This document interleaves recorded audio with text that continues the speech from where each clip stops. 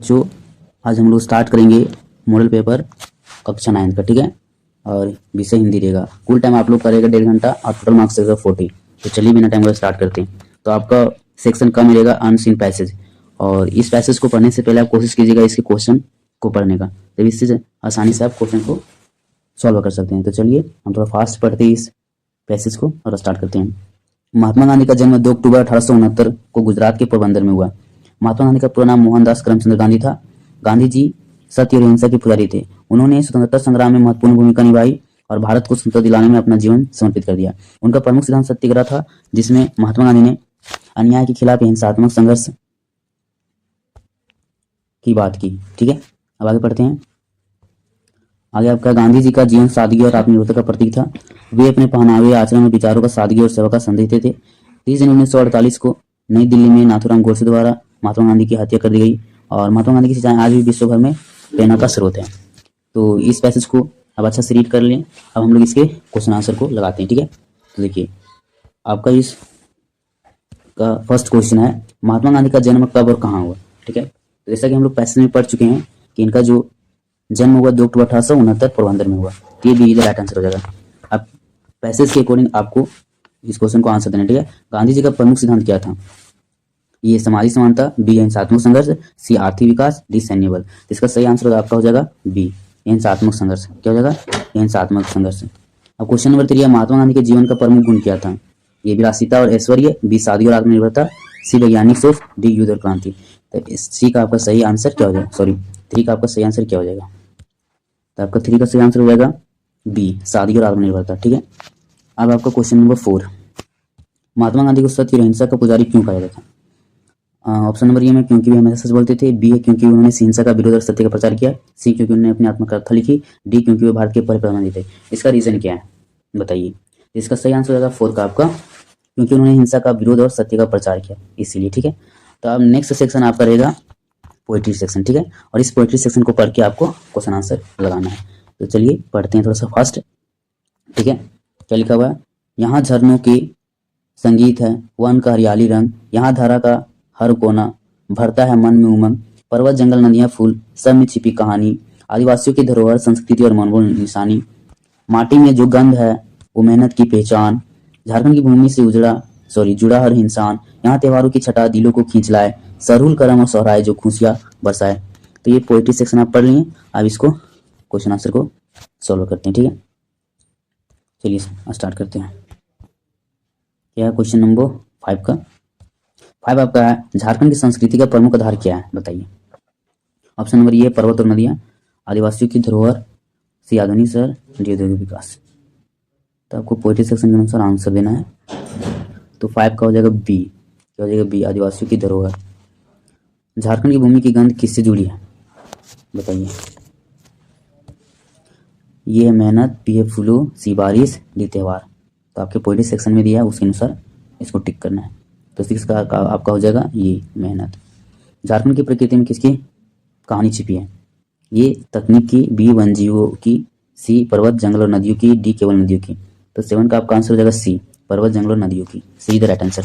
अब question number 8 है, पद्यांश में झारखंड के कौन से त्योहार का वर्णन किया गया बताइए।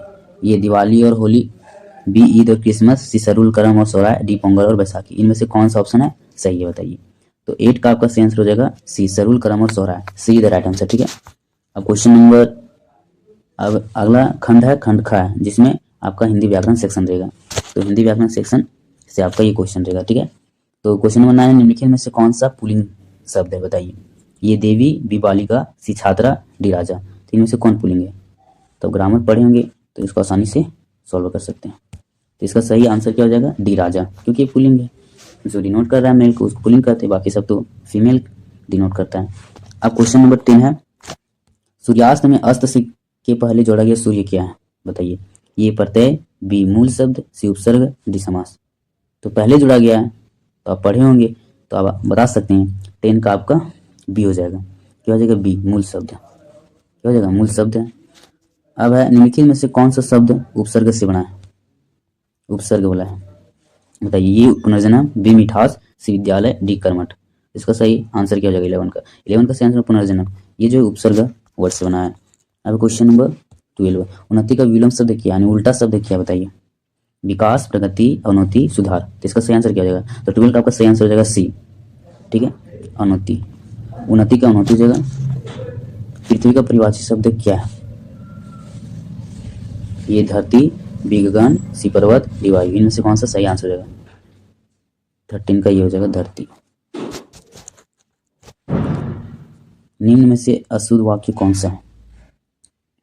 बच्चों ने मैदानों में खेला, मुझे तुम्हारे साथ जाना है, वे सुबह जल्दी उठता है, बारिश होने लगी है। 14 का सही आंसर हो जाएगा सी, वे सुबह जल्दी उठता है। सी द राइट आंसर हो जाएगा।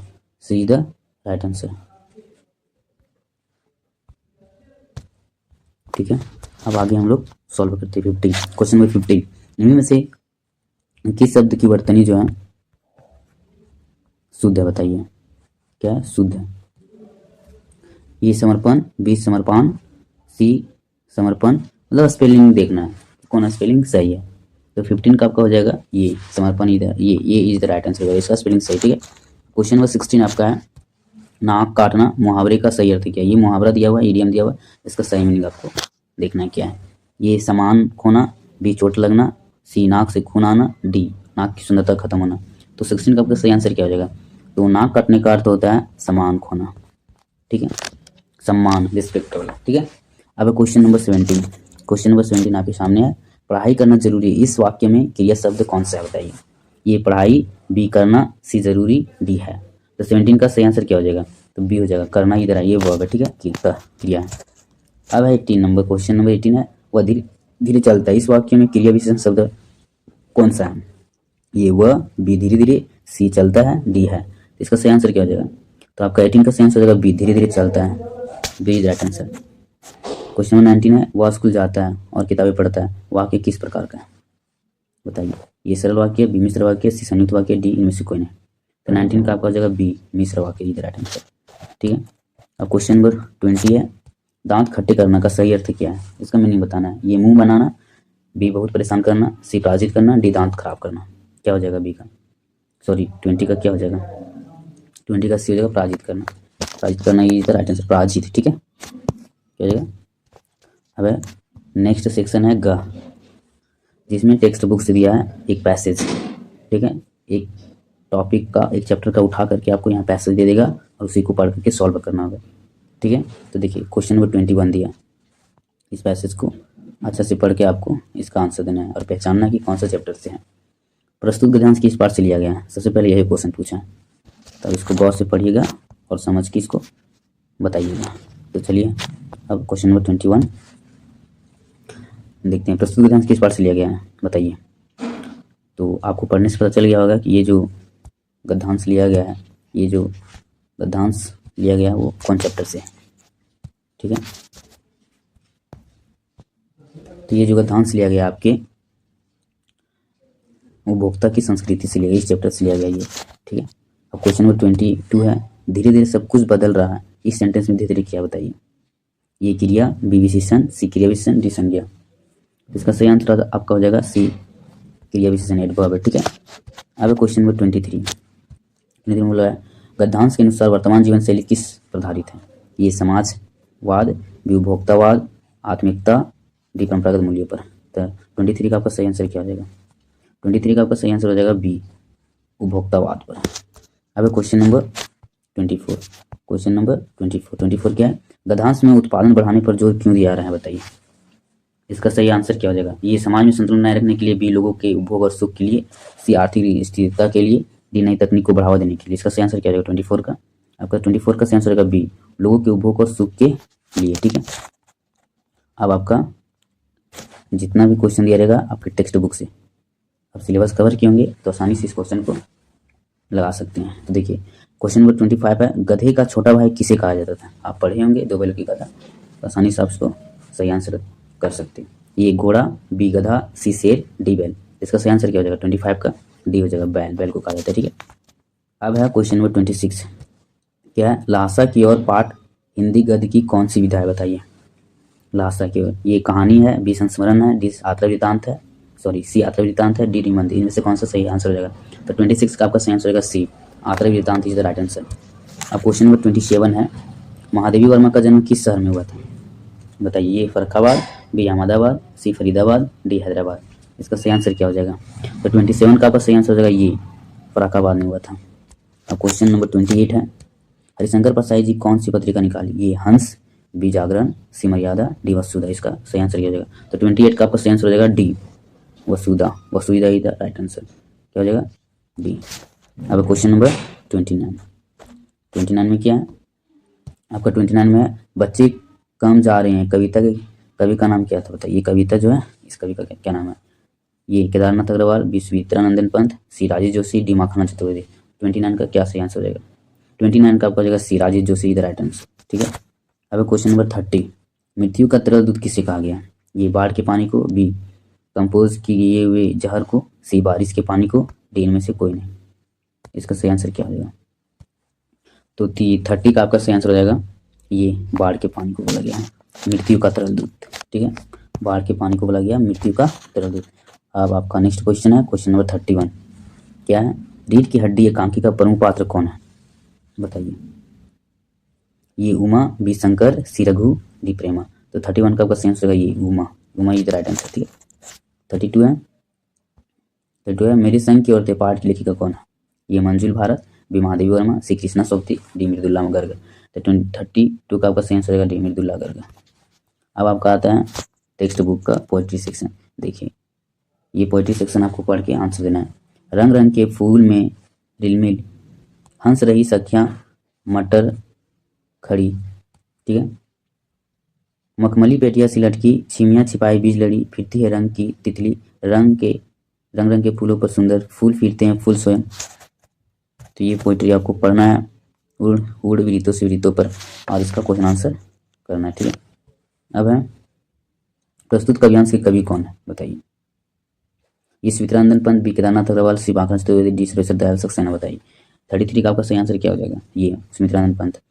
34 है, इस कव्यांश में रंग रंग के फूलों से कवि क्या व्यक्त करना चाहता है, क्या बताना चाहता है? ये प्रकृति की विविधता, बी फूलों की माप, सी फूलों का आकार, डी फूलों की संख्या।